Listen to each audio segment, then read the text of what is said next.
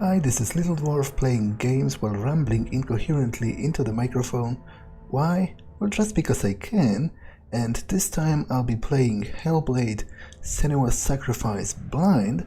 Now, as the disclaimer itself informed me, this game apparently deals with pretty heavy subjects of mental illness and things like, psychotic symptoms such as hallucinations and the overall feeling of not being sure what's real and what's not, which are things that have fascinated me for a long time, both in fiction and in reality, because, to be honest, there are a few things I find as horrifying as the idea of not being able to discern between reality and the creation of your own mind, because our senses are something that we take very, very much for granted most of the time. When you hear something or you see something, then most of the time you're pretty sure it must exist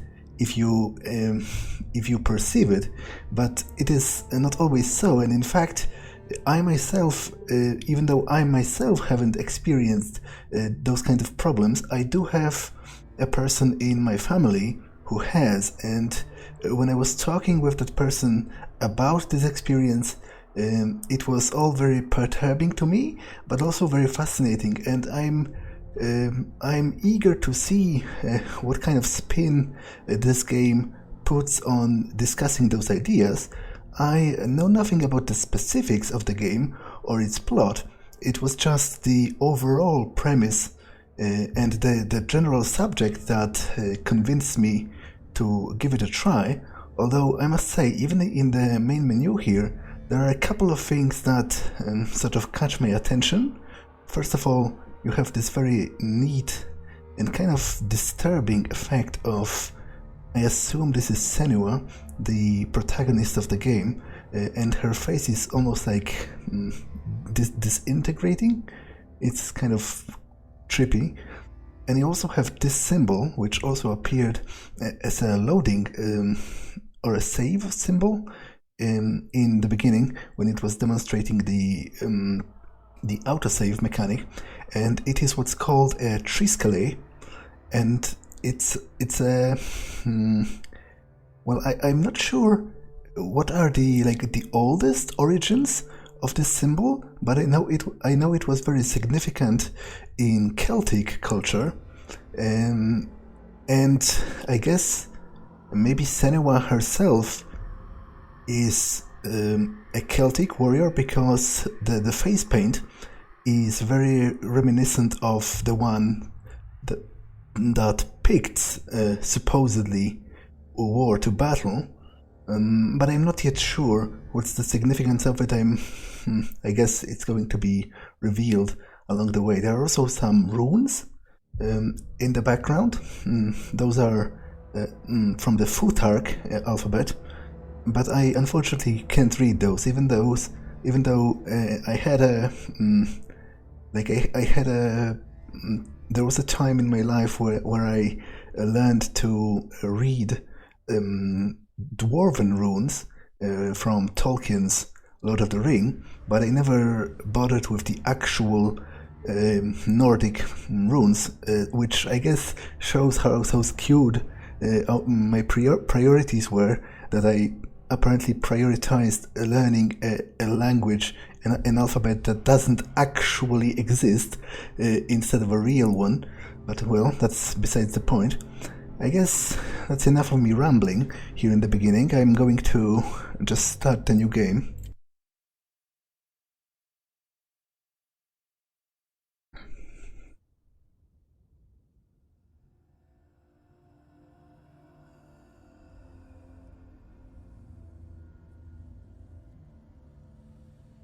Hello. Who are you? Doesn't matter. Welcome.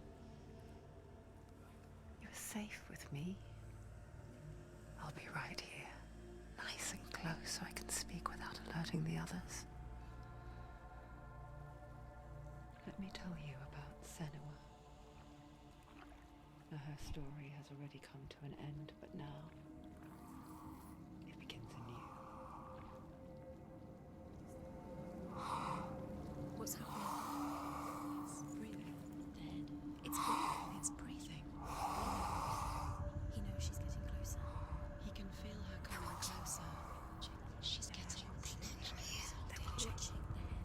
They're watching. They're watching. This is a journey deep into darkness. They're watching. There will be no more stories after this one. What is she doing? Why is she doing this? They're watching. Why doesn't she turn coming? She's doing this for him. She wants to rescue him. He's already dead. I can feel you coming. Quiet. Oh, how rude of me. I never told you of the others. You hear them too, right? They've been around ever since the tragedy. Well, that's not quite true. Some are old, some are new, but they've changed. I think the darkness changed them, just like it changed her. Can you see them? Over there. Why isn't she looking? Why aren't you looking? He's in Helheim. Look, up ahead. Helheim. You see it too? You promised you gave me. Yes. It is real after all. She's finally arrived in the land of mist and fog. The place the Northmen call Hell. Turn back. Go back. Go back. It's not safe. Turn back. Go back. Go back. It's not safe.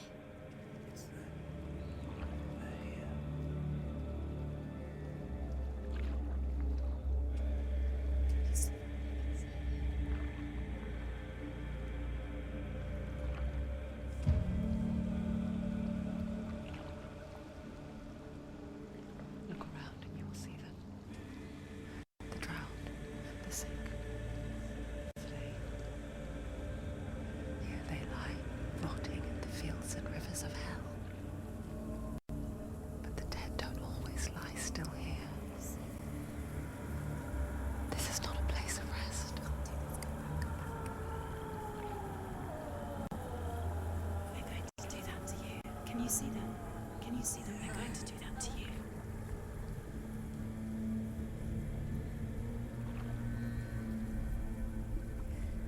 They're watching. Stop. Can you feel them watching? They're watching her.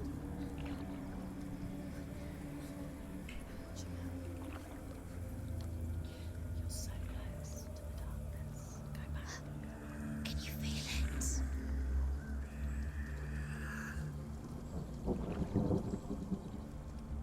What is she thinking? I can tell you. She's afraid. Wouldn't you be? You'd think she would get used to it by now after so many years. But the darkness, it just builds onto itself, growing stronger, towering over her. You might try and ignore it, turn away. But it's always there, just out of sight, where you're most vulnerable. It's like it knows that just enough light is all you need to see its suffocating power.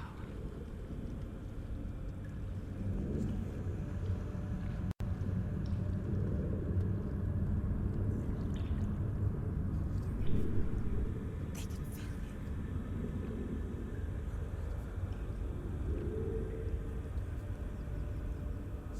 You might think she's brave to go on this journey on her own, but it isn't bravery that drives her. Bravery only means something to those afraid of death. Senua's fear runs far, far deeper.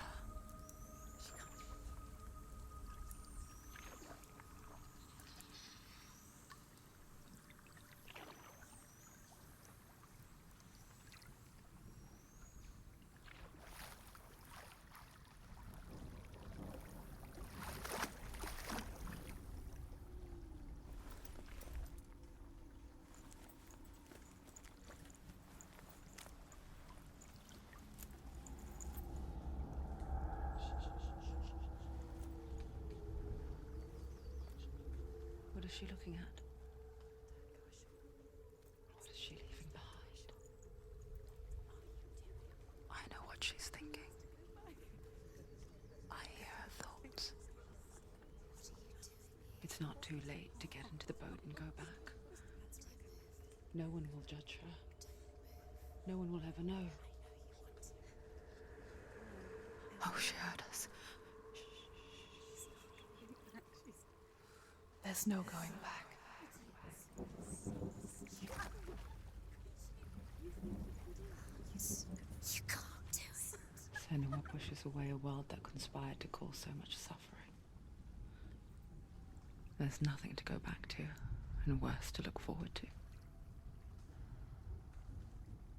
Why don't you join us? Maybe you too have a part to play in this story.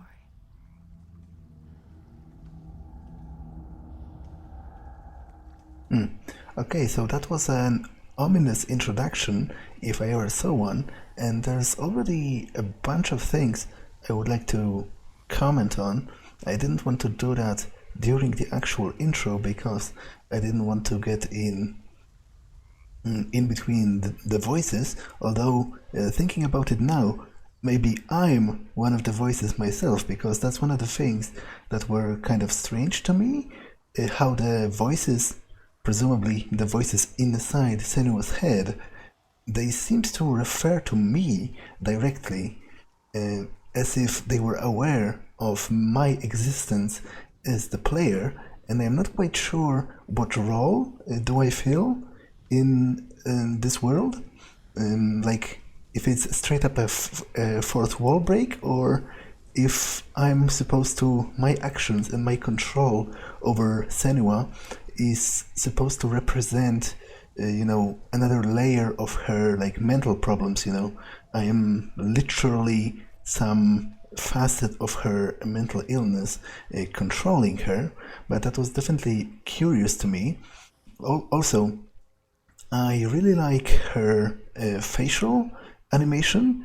There was this pretty cool moment at one point where she was like looking around as if she was trying to locate the source of the voices, and it looked like she was scared. It was quite effective to me when in conveying, her emotional state. But also, I guess it ties in with another one of my points, which is how the voices use like 3D audio, because they are recorded in such a way that I hear them pretty distinctly coming from a particular direction, sometimes from the right, sometimes from the left, and so on, which is definitely intentional and interesting, because they are rendered as distinct entities. They obviously, I assume they all come from within Senua's head, but in a practical way, they very much feel like they are something totally separate, which, as I understand, is a crux of this kind of problem. When people hear auditory hallucinations, they don't perceive them as coming from inside their head. They perceive them as actual sounds coming from the outside world, even though there isn't anything around that could realistically cause them. And finally, apparently she's going into Helheim, which is like the Norse, the Viking underworld. It isn't exactly, I don't think it's exactly analogous to hell, like our modern perception of hell. It's more like a place where you simply get forgotten, although maybe it is something more akin to hell than I would like or hoped, because it seems to be full of like mutilated corpses. So I guess maybe those are people that were punished for not attaining Valhalla. But that makes me wonder, though. I must admit I'm not overly knowledgeable on either the Norse mythology or even less Celtic beliefs. but from what I understand, they were not the same. Like, the Celts didn't revere the same gods as the Scandinavians at the time did. So, is Senua a Norse woman? Like, I assumed she was Pictish, judging by the use of the Triskele and the use of the war paint, the blue distinct war paint. But if so, then why would she be visiting, like, pretty much another culture's afterlife, as it were? That's kind of interesting. But enough of me talking. Let's go and explore this area. It doesn't look like I can interact with any of the corpses. Although there is like a zoom button, so that's presumably useful to remember. Use your eyes. Use your eyes. Come closer. She can't focus. Why can't she focus? Take a closer look, Senua. So I guess the voices are now directly reminding me that I should look at this, apparently. Do not forget my stories, Senua, because your darkness comes from hell, and your fate lies there. They say the burning of a corpse will take you straight to Hela's gate, but gods and the living will follow this path. You must leave the Isles of Orkney across the eastern sea and find a road that leads north and down through deep, dark valleys. After 9 nights of riding, you will follow a great river and will find a bridge covered in gold. The path to Helheim goes from there, across the River of Knives that flows from the dark world of Niflheim.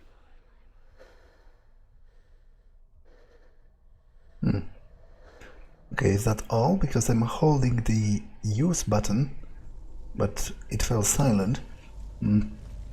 So, I guess they mentioned the Orkney Islands, which are islands off the coast of Great Britain. So that would corroborate my initial assumption that Senua is a Pict, but that doesn't answer my question. What is she doing here? I admit it would be much more effective and much more interesting me playing this game if I had a greater knowledge about the mythologies that it depends on. But I guess it might be a good opportunity to learn, well, assuming that what the game tells me is true anyway, because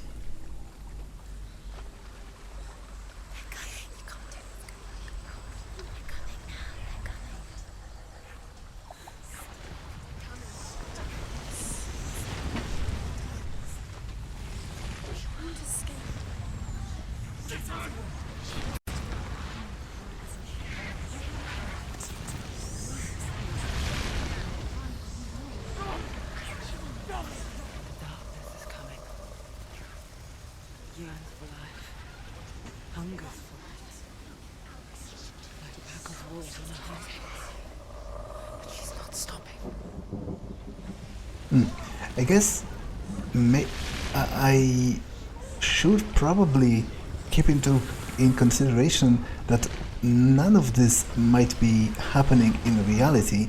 It might be some kind of a spiritual journey, and what I see and experience might be like an analogy to Senua's emotional and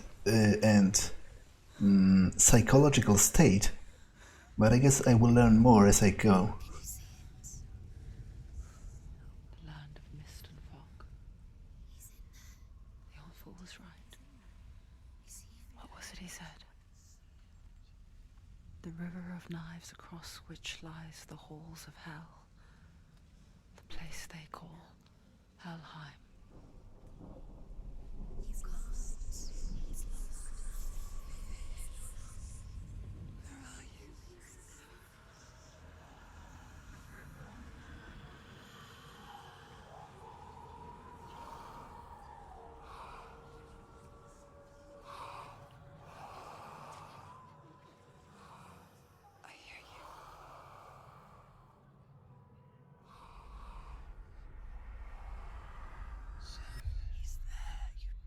There's no doubt about it. The source of the darkness is in Helheim. And the goddess Hela holds his soul there.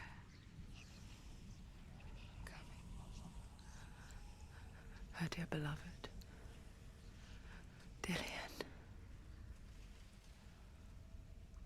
Dillian. So I was wondering about it. She's holding, she's carrying. That's the word I wanted. Carrying a disembodied human head in a sack, and apparently this cutscene seems to imply that it's actually a head of her beloved, and that she went on this journey in the first place to rescue his soul from the underworld. So I wonder if that's a metaphor or is that literally what is happening. I guess that's what the plot is about, so I will no doubt learn more as I go. Why is she doing this? Why doesn't she turn back? She's doing this for him. She wants to rescue him. He's already dead. He's dead. I must say, as a But his soul is in Helheim. His soul still lives. She needs to save his soul. She wants his soul to be at peace. She needs to lay him to rest. He's dead. He's already dead. She can save him. There's nothing she can do.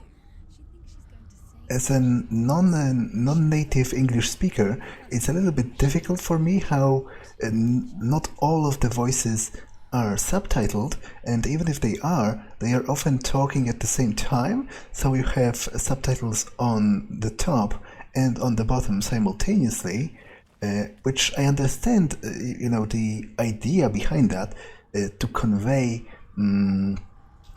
being overwhelmed by the voices, and each of them being its distinct identity, its distinct entity, and it's definitely working. It's definitely perturbing that there's always something in the background, even if you can't quite make out what they are saying. It's just a little bit difficult for me.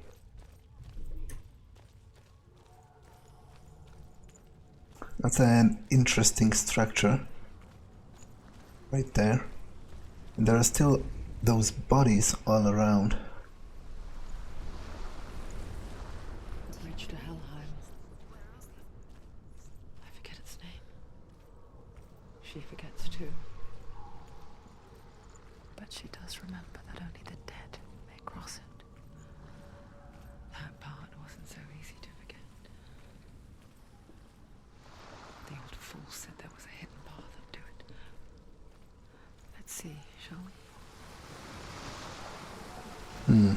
So I guess this is the bridge leading to Helheim proper. Can I swim? Nope. I must say, she's pretty badass as it is, if she can still run, being that deep in the water, because the water resistance would be pretty great at this level of submersion, so I don't think I could do it.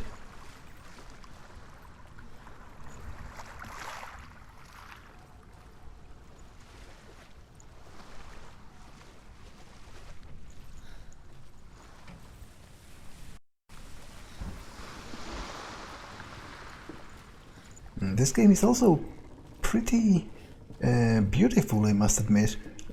Even if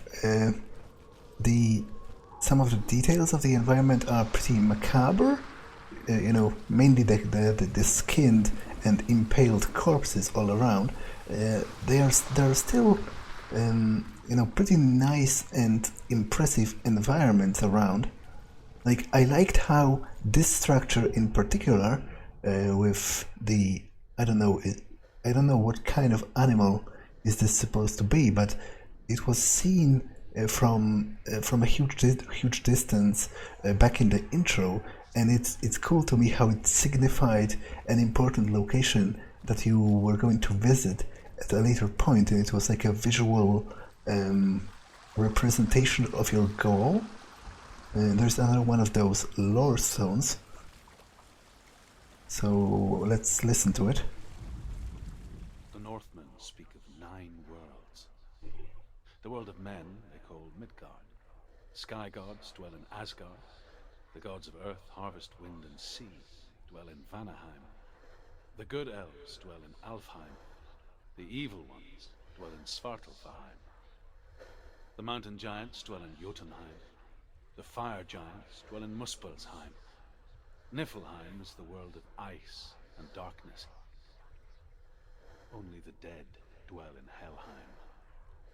And that is where you must travel.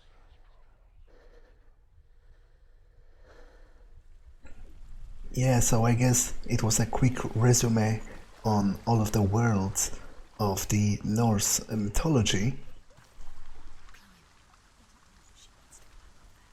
And I was actually always kind of confused by this concept, because if like all of the worlds are nested within the branches of Yggdrasil, the tree of the tree of the worlds, then where is Yggdrasil itself located? Like, shouldn't there be a 10th world that encompasses all of the others? But I guess things like that don't have to make logical sense. How do I... That's the way. Are they saying don't look down? I didn't quite get it.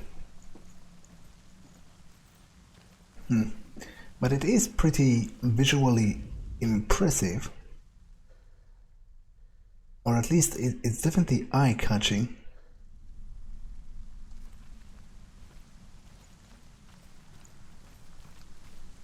Quickly, Tom, quickly. You don't know where you're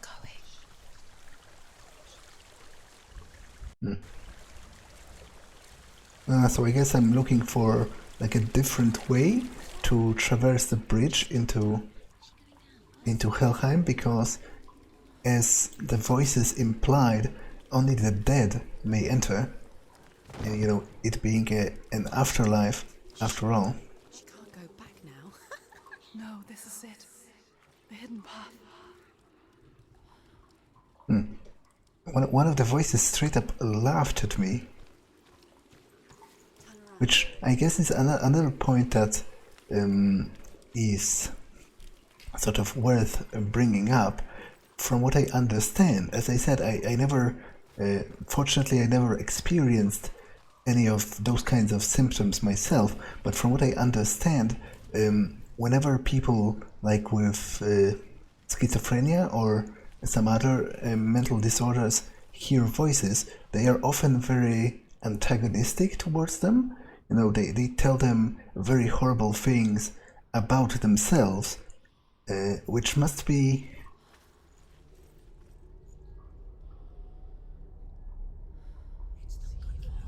He's going to hurt you. It's dangerous. Don't kill me. I'm not one of them. Don't listen. I was just hiding. I find I live longer that way. Don't listen. I'll never let the bastards catch me again. Never! Wait. Who are you? It's just a memory. Druth? Is that you? For my tales of the Northmen, they call me Druth. A liar. He's lost. An old fool. He's not ready. Truth is my truth. It's good to see you again. You kept your vow. To guide you in this life and the next.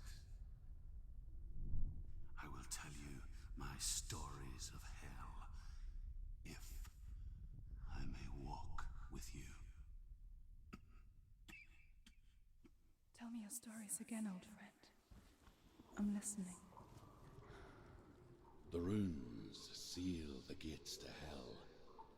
Focus your inner eye, and you too will see what's hidden in plain sight. So She needs to focus now. that makes me even more like suspicious because I assume he's some kind of a shaman or like a wise man, a sorcerer of some kind, or a lore master at the very least. Anyway, that guy Senua was talking with, Druth, he told her that he swore a vow to guide her in this life and the next. So maybe she's indeed dead. Like maybe this is all a giant like metaphor, or like a hallucination happening in the mind of a dying person. Although I guess if she was dead, then she could just straight up cross the bridge into Helheim, quote unquote, legally. But I guess another point to bring up is even if she is dead, it doesn't mean that she herself accepts that or even knows about it, because after all, it's a pretty common twist in fiction to depict a story in which at the end the protagonist finds out that he was dead the entire time and he's in fact like a ghost or something.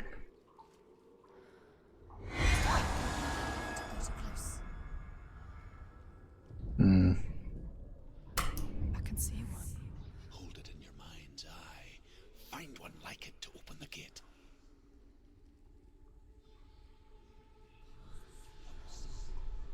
So I have to find a rune somewhere in the environment so that I can... Okay, this looks pretty similar, the shadow. I guess I need... Look towards the gate. And the gate will open. Okay, I must say, I'm pretty enamored with this idea for a puzzle, because obviously this was pretty easy because it's just the introduction, but I think it's a really cool concept in general, and I look forward to what the game prepares for me, because I assume it's going to repeat in more and more convoluted scenarios where I will look for those different runes, and I would have to find a specific angle to look at the environment from, so that the natural environment itself forms into the shape of the particular rune, which is definitely kind of unique. Although I must say I don't have much experience with the adventure game genre, so Gate is open. Go through the gate. Go through it. It's dangerous. Follow it. What's behind the gate? Where will it take you? It's not safe. so it might not be as unique as I think. There are also some like visual distortions happening when I get close.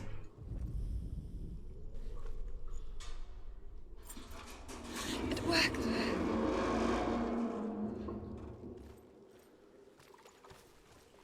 I spent 6 years enslaved in hell.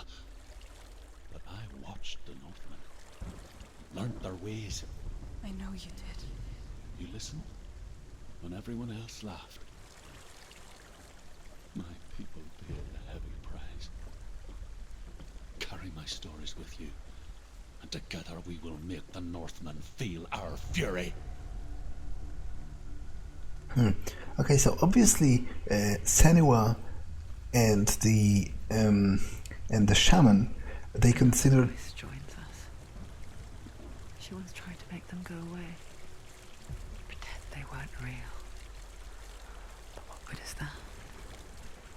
When we are always here. the Senua and the shaman consider themselves to be distinct from the Norsemen, because they refer to the Norsemen as the other in the third person, and they also seem to carry a bit of a grudge against them, which I guess would make sense because the Norsemen often raided the lands of Great Britain.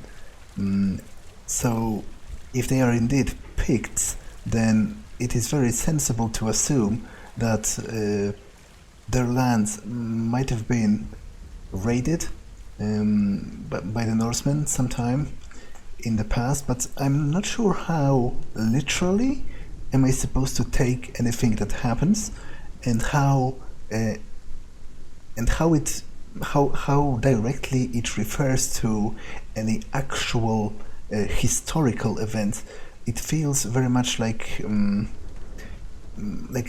story that borrows some elements from the mythologies, but it doesn't it doesn't necessarily have to tell any actual story, that relates to any actual historical events, which obviously. Same with heights.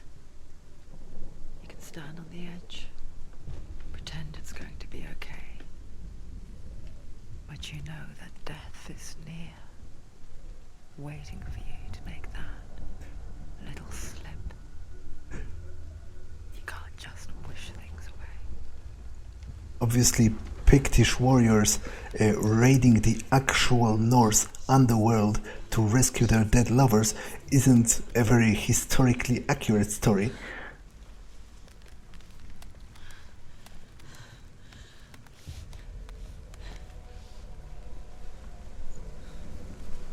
There's another one of those lore stones.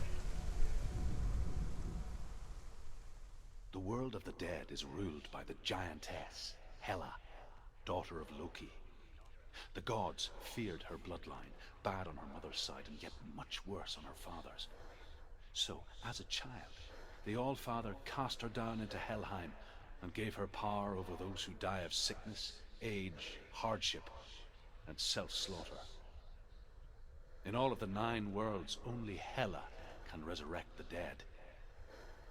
To Hela, your Dillion was sacrificed, and with her you must bargain.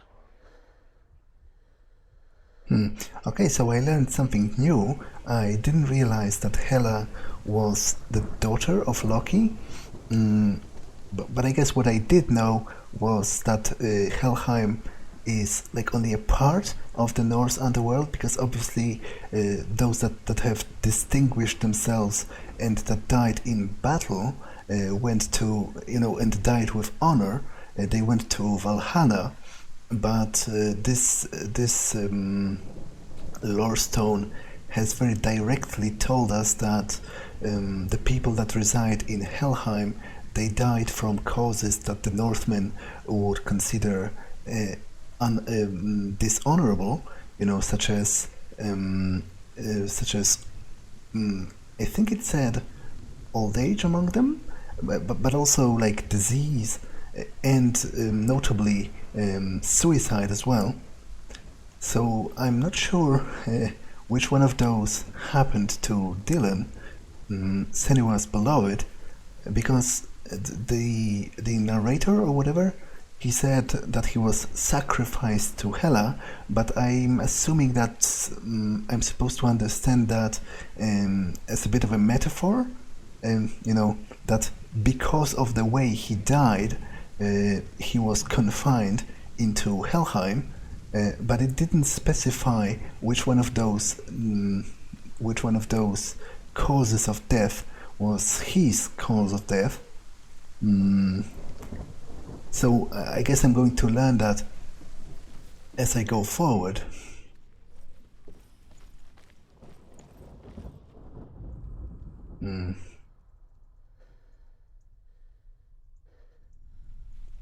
Okay, it doesn't look like there's any alternate ways, and in general, so far at the very least, though I understand that I'm very much still in the tutorial, but I have a feeling that this game will be pretty linear, which I don't have anything against.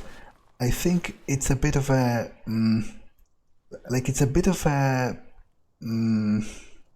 what's the word? Wrong stance to take, to assume that for a story to be good, for a video game story to be good, it has to be non-linear. I think there are plenty of ways to tell a very, very interesting, touching, and worthwhile story while being completely linear. So it isn't anything bad, in my opinion. Stay back. Look at it. You have to open it. The gate to Helheim divides the living from the dead. Hela herself. The half-rotten goddess that rules over Helheim. Whatever horrors lie behind that door, she must find him. Shh. Someone's here.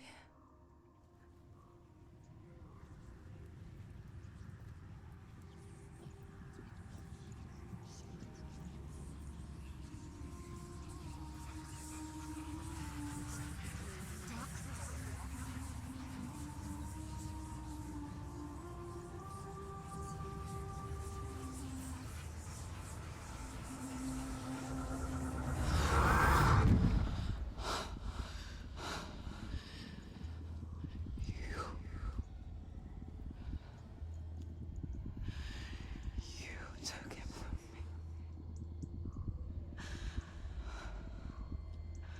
I beg you, let him go. I'll give you what you want. I won't resist anymore. Just give him back.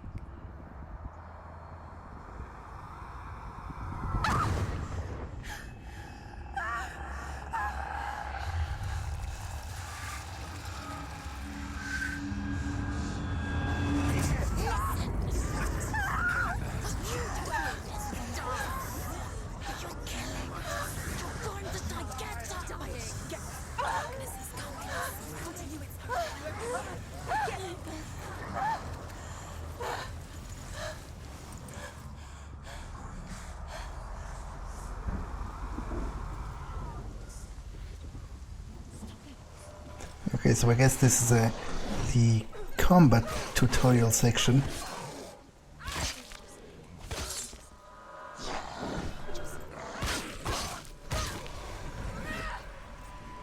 I must say I didn't learn much. I know that space is dodge and that you have a quick and a strong attack. But apart from that, I guess I'll just...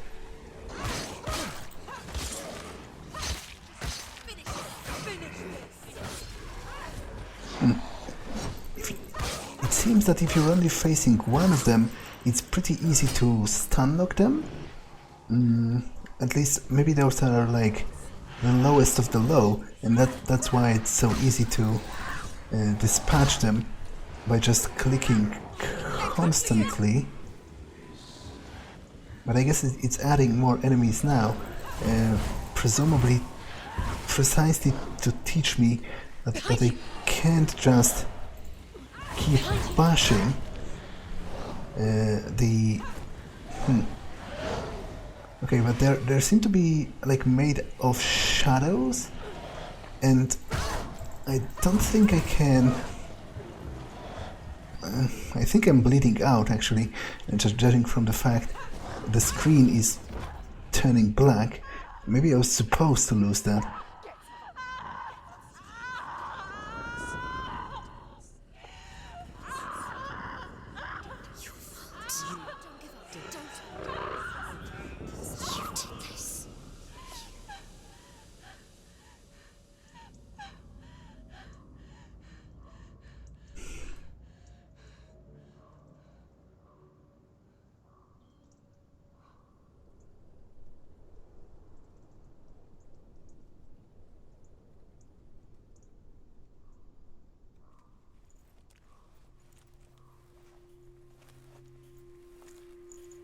A vision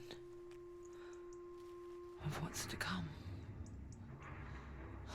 Poor Senua. The darkness does not bargain. It does not reason. It is rot. And now it has taken hold. It will spread towards her head, the seat of the soul, until there is nothing left of her.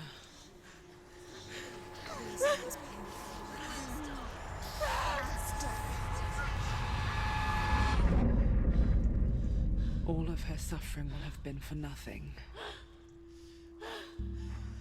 It's just a matter of time.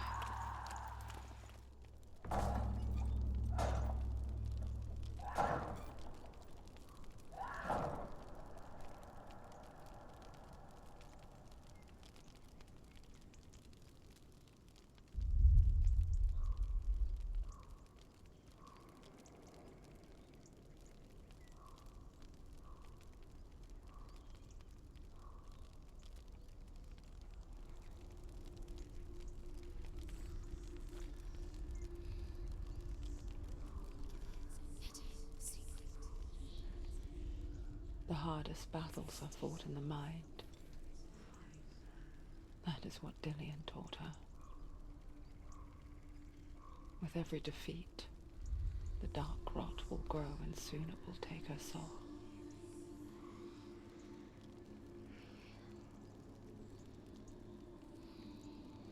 But for now, at least, she still has control of her mind. And she will fulfill her vow, whatever the cost.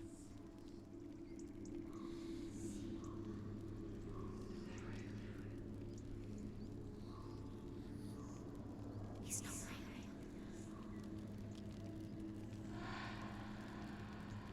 Listen to me, Senua. The goddess Hela lies behind the gate to Helheim. To open the gate, you must first face the gods that guard it. The god of fire, Zurt, and the god of illusion, Valravan. Spill their blood to open the gate to Helheim and enter the land of the dead. To Dillian. To his son.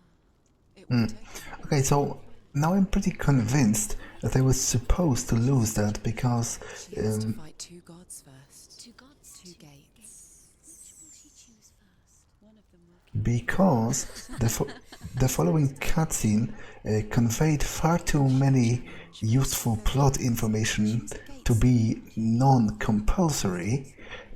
Among them, it seems to indicate that there is a permadeath system because one of Senua's hands, actually her right hand it seems, has like withered or rotten, and it seems to the game informed me that this rot is going to grow every time I die, and if it reaches her head, I'm going to fail permanently, which I'm not a fan of because on one hand, I guess it could be used to create tension, you know, to make you afraid of losing all your progress, but on the other, it seems a little too restrictive for people who simply suck at the game, and I'm definitely not confident of my abilities in those types of reflex-based games because I'm notoriously bad when it comes to hand-eye coordination. I even have, you know, actual medical papers for being bad at that, which incidentally also makes me a horrible driver, among other things. So if I happen to lose the game like in the middle because I die too many times along the way, then I think I'm going to rage quit. Like, I can't see myself going all the way to the beginning after that, so let's hope the limit is forgiving enough that even if I'm not too good at the game, I can still manage, like, maybe just one of her arms falls off or something, and she can get to the end. Anyway, I'll try to interact with the gate just to see if anything interesting happens.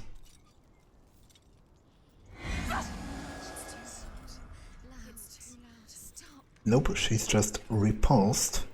I'll listen to what this lore stone has to say. The Northmen say that in the beginning there was nothing but darkness. Bitter cold to the north, fiery hot to the south.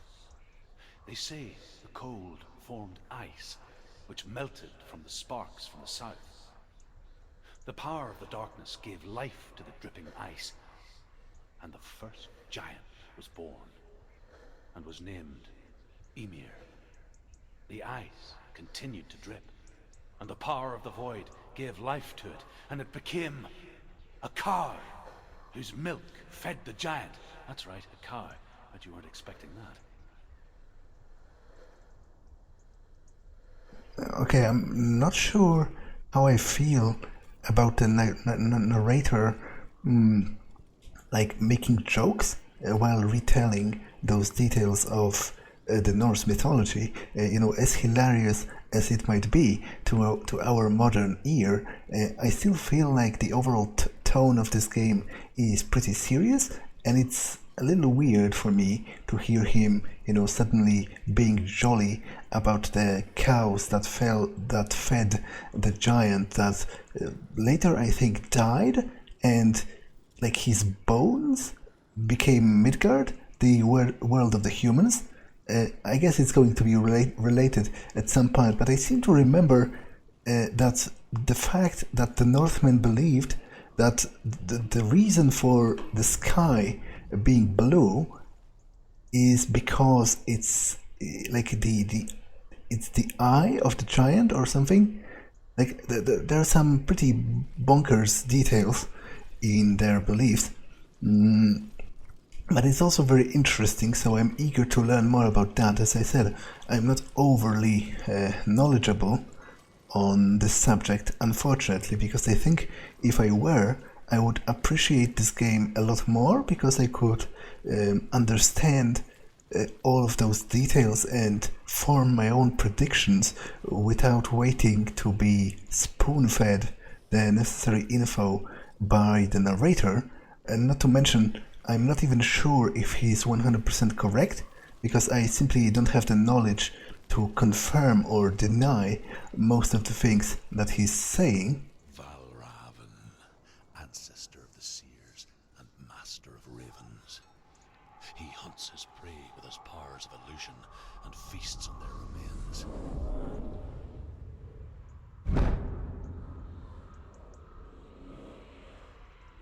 Follow the path to Valravan and defeat him in battle to earn his mark.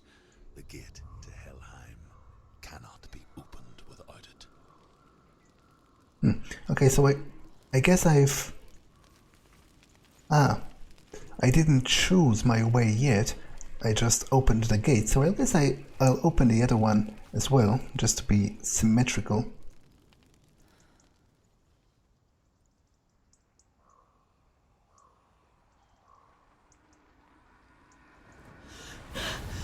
Surt, the fire giant has answered. He comes from a land older than mankind, and the Northmen call upon his flaming sword to raise their enemies to the ground. Find him, Senua, and spill his blood. Okay, I think this episode has been long enough anyway, so I will... The wretched old fool on her way back from the wilds. An outcast. Was badly burnt all over. She took pity on him, for he was not long for this world. Like her, who spoke of his own darkness. The Northmen. So was that referring to the shaman? Because if so, then it seems that he indeed holds a grudge against the Northmen because they slaughtered his people and they attacked him. He seems to consider them, even the one of the voices itself commented how he seems to consider them, the Northmen, his own darkness, but that's maybe, a thought for a later date. Either way, this episode has been long enough, so I will choose my path in the next one. For now, I think that's enough, so I'll end it here. That's all for this one, and I'll see you in the next one. Bye!